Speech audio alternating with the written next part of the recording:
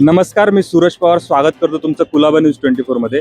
आज आपण छत्रपती शिवाजी महाराज टर्मिनसच्या बाहेर आहोत। त्याचं कारण असं की माझ्या हातात ही एक बातमी आहे। बातमी काय आहे तर महाराष्ट्रात सीए पदाच्या नोकरीसाठी फक्त गुजराती आणि मारवाडीच उमेदवार हवेत अशी माझ्याकडे बातमी आहे।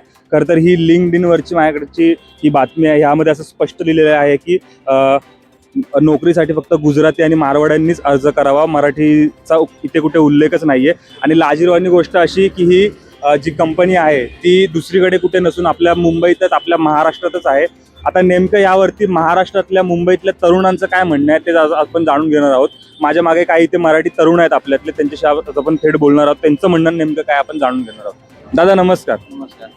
खरं तर ही बातमी आहे, मी तुम्हाला वाचून पण दाखवतो की महाराष्ट्रात सीए पदासाठी फक्त गुजराती मारवाडी उमेदवार हवेत। हे लिंक्डइन वरची बातमी आहे। आता ह्याबद्दल एक मराठी मुलगा म्हणून तुझं काय म्हणणं आहे? फर्स्ट ऑफ ऑल हे तर चुकीचं आहे, कारण त्यांनी महाराष्ट्रातल्या मुलांना प्रायोरिटी दिली पाहिजे। कारण गुजराती मारवाडी हे बाहेरून आलेले आहेत, तर महाराष्ट्रातले स्थायिक लोक आहेत त्यांनी ती प्रायोरिटी दिली पाहिजे त्यांनी या लोकांना। हो, आणि त्यासाठी महाराष्ट्रातल्या मुलांनी सुद्धा अप्लाय केलं पाहिजे खरं तर आता महाराष्ट्रामध्ये सीए पदाच्या नोकरीसाठी मराठी उमेदवार नकोत, फक्त गुजराती मारवाडी हवेत।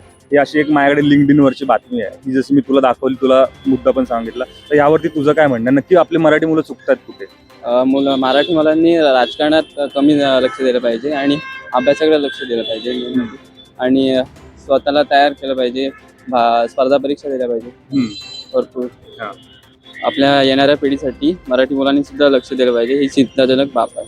महाराष्ट्रात राहून मराठी माणसाला नोकरीसाठी इग्नोर केलं जातं, हे अत्यंत चुकीचं आहे। नोकरी देताना लँग्वेजपेक्षा स्किल्सवर लक्ष देणं गरजेचं आहे। जर खरंच कुठल्या मराठी माणसाला जर काम जमत नसेल तर त्याला न घेणं बरोबर आहे, परंतु तो फक्त मराठी असल्यामुळे त्याला कामावर न घेणं हे चुकीचं आहे। हा महाराष्ट्र आहे, इथे नोकरीचा प्रथम अधिकार हा मराठी माणसालाच हवा।